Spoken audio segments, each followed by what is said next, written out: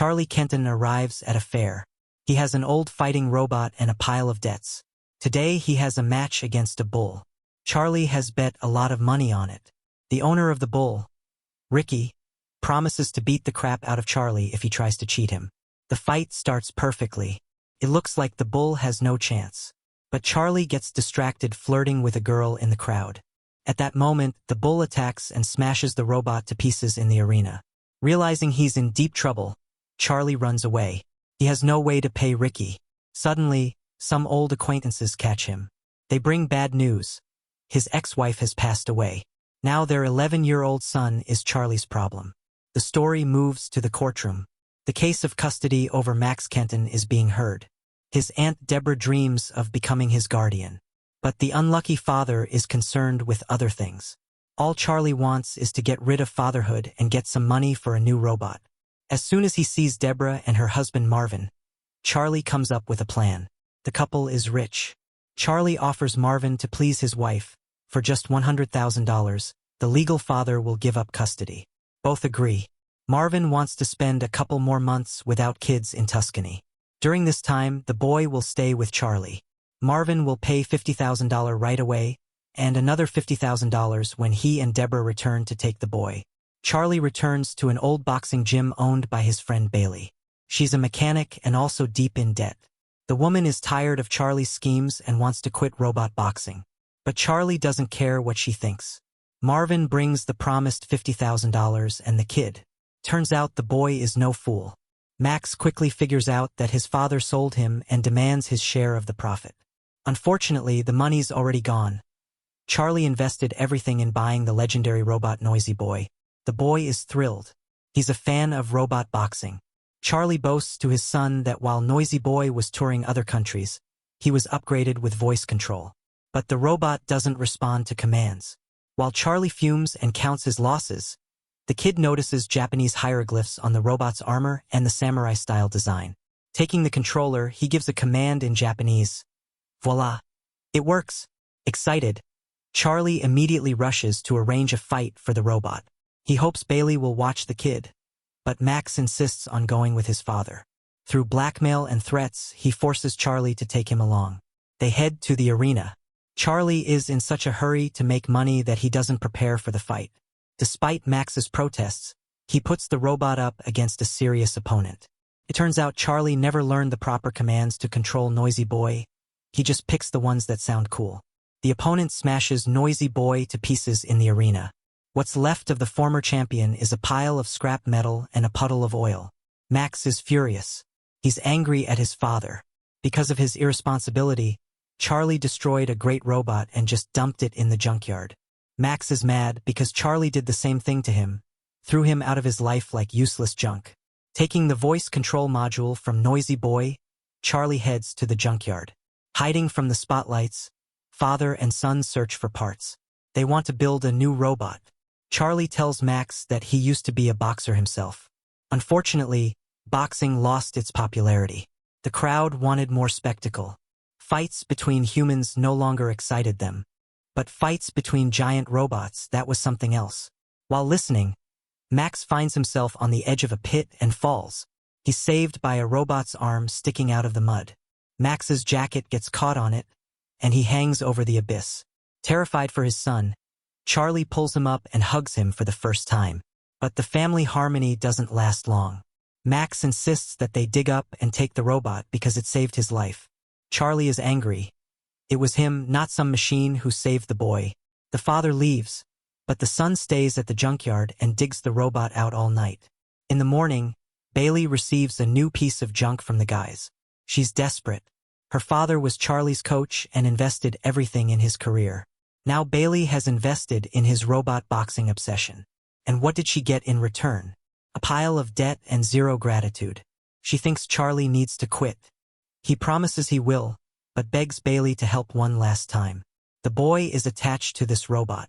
If Bailey can't fix it, no one can. The girl agrees to try. The robot is very old. It seems it won't even start. But suddenly, its electronic face lights up. It turns out the robot mirrors Max's movements, a so-called shadow function. That's a rare feature these days. Max cleans the robot and finds an engraving under the dirt. A name, Adam. The boy insists on arranging a fight for the robot. The adults dislike the idea.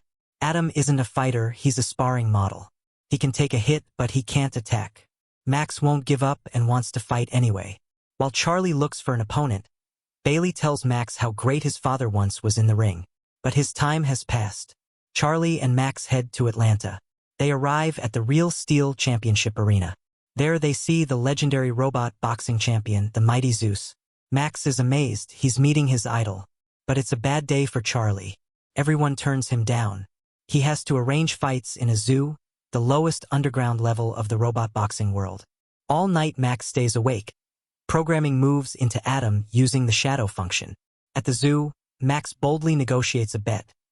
If his robot lasts even one round, he gets $1,000. If the robot falls, the zoo owner takes it.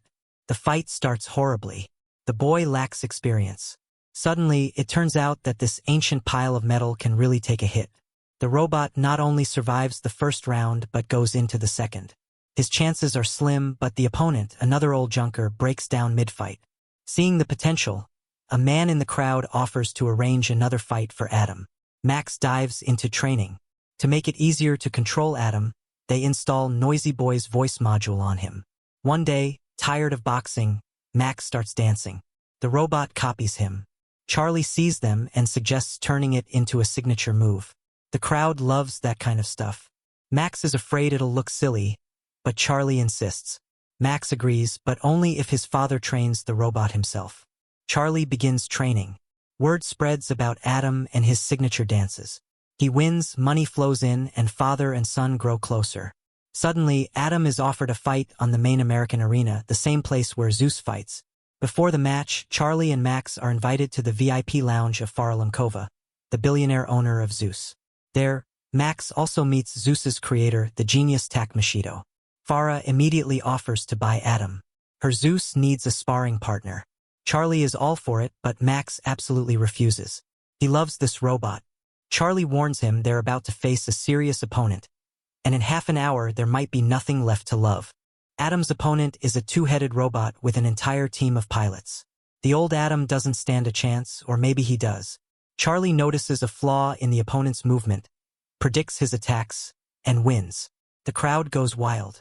Seizing the moment, Max grabs the announcer's microphone and challenges Farah Lemkova herself. After the fight, Charlie is reminded of his debts. Ricky hasn't forgiven him for running off after the bullfight. His thugs beat Charlie up right in front of Max. The next day, bruised and battered, Charlie brings his son to a fancy building. The boy thinks they have a meeting with Lemkova, but instead he's brought to Aunt Deborah. After the beating, Charlie realized it's too dangerous for the boy to stay with him.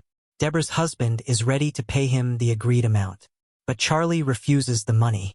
He tries to talk to Max, but the boy is deeply hurt. The only thing he ever wanted was for his father to fight for him, not to pass him off to someone else. Charlie is devastated. Lonely and broken, he returns to Bailey. She confidently tells him that yes, he's been a terrible father, but it's not too late to fix it. Inspired, Charlie kisses her and leaves. When he arrives at Deborah's house, he asks permission to spend one last evening with Max. Farah Lemkova has agreed to the fight. They have unfinished business. In New York, a sensation. The championship fight between the great Zeus and the newcomer Adam. Zeus's creator, Mashido, is furious. This match is humiliating for him, but refusing to fight would ruin the champion's reputation. Ricky gloats, betting $100,000 that Adam won't last even 2 rounds. The fight begins. Zeus ruthlessly pounds Adam, but the robot always finds the strength to stand back up. When Zeus drives Adam into the corner and prepares a finishing blow, the bell rings. The round is over. Ricky realizes he lost his bet. He tries to escape but is stopped. Good, he gets what he deserves. Round after round goes by.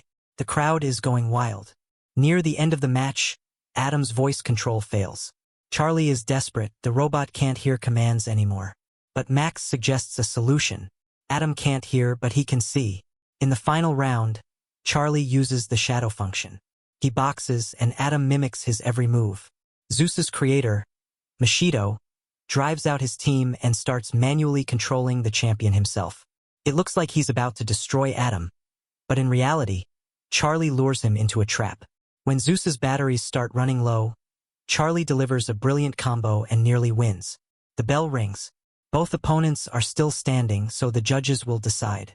By points, with the smallest margin, Zeus wins. Yes, he keeps the championship title, but for Lemkova and Machido it's a humiliating loss. Because Adam is declared the people's champion. Father and son finally admit that they've grown attached to each other.